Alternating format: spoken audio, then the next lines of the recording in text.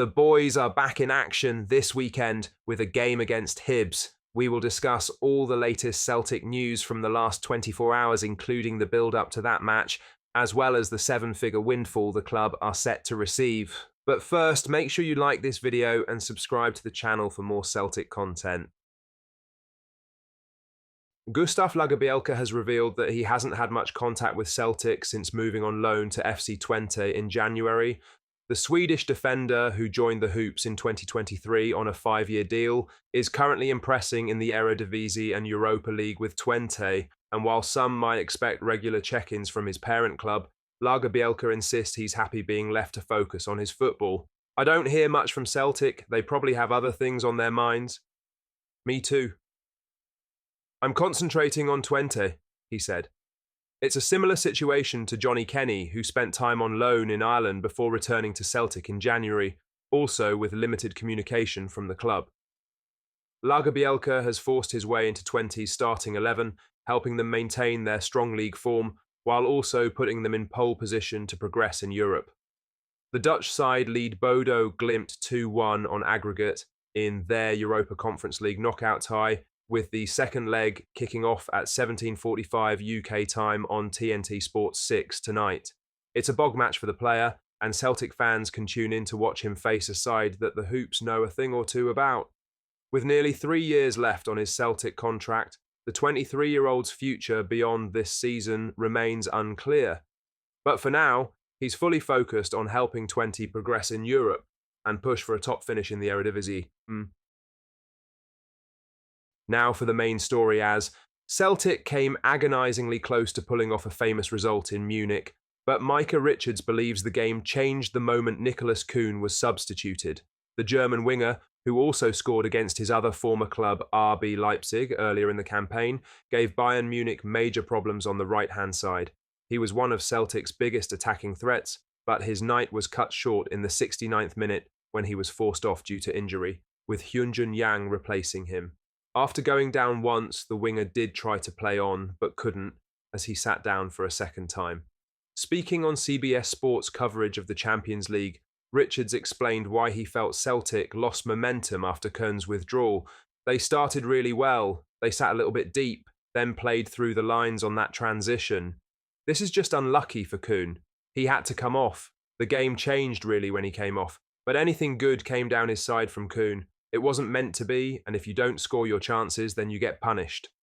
Celtic had big chances to extend their lead before Bayern's last-minute equaliser, and Kuhn was involved in much of their best attacking play. His direct running and link-up with Dyson Maeda caused problems for the Bayern backline, but after his departure, Bayern pushed Celtic deeper and limited their counter-attacking opportunities. Hopefully, it's not a serious injury for Kuhn, and he can return to the pitch soon.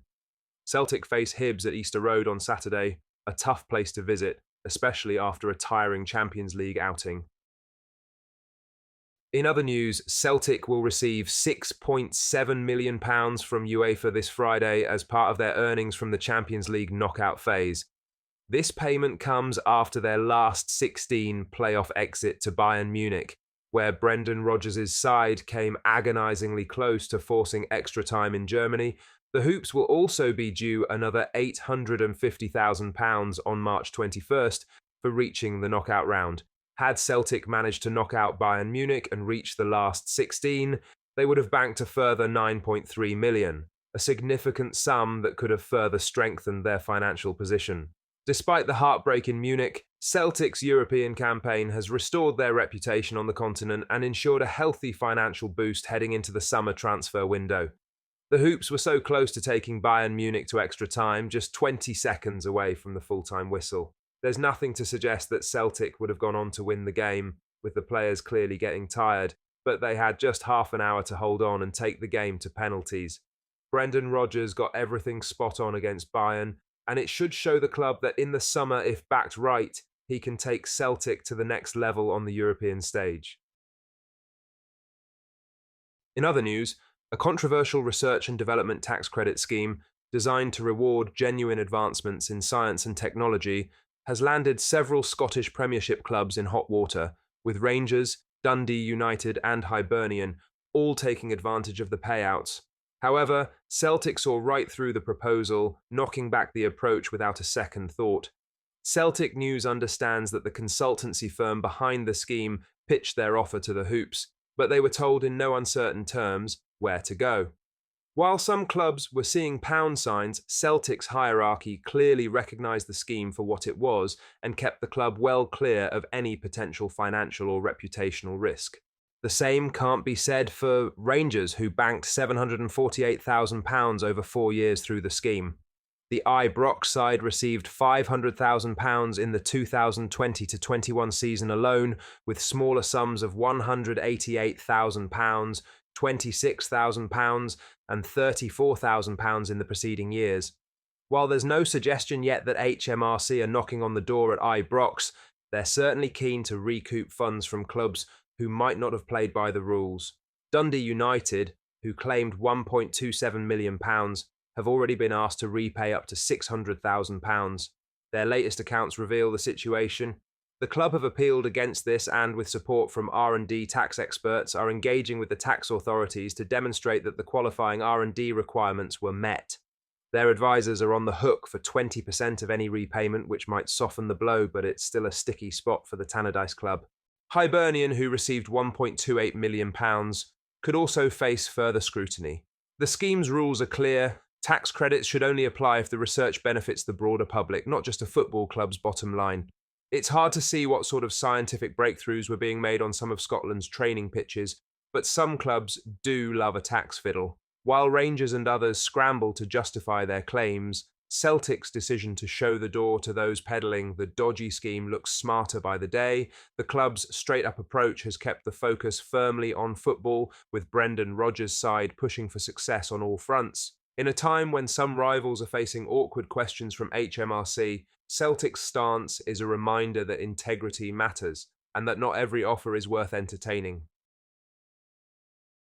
Lastly, 2 days on from Celtic's agonising Champions League exit, Arne Engels has taken to social media to express his heartbreak over the last-minute blow against Bayern Munich. The Belgian midfielder, who has been a big part of Celtic's Champions League success this season, posted, "This one hurts. Thank you for standing by us no matter what." Engels' message captures the emotions of the entire Celtic support, who watched their side come within seconds of forcing extra time at the Allianz Arena, only to be cruelly denied by a stoppage-time equaliser. Celtic's 1-1 draw on the night wasn't enough to overturn the 3-2 aggregate defeat, but the performance in Germany earned them widespread praise. The Hoops had led through Nicholas Kuhn's goal, and as the clock ticked down, it looked like they would take Bayern the distance. However, a last-gasp strike from the Bundesliga champions left Engels and his teammates floored as they saw their European dreams slip away. Celtic fans, what are your thoughts on what we discussed in today's video? Let us know down in the comments section below. That does bring us to the end of today's video. Make sure you hit the like button and subscribe to the channel for more Celtic content. Thank you,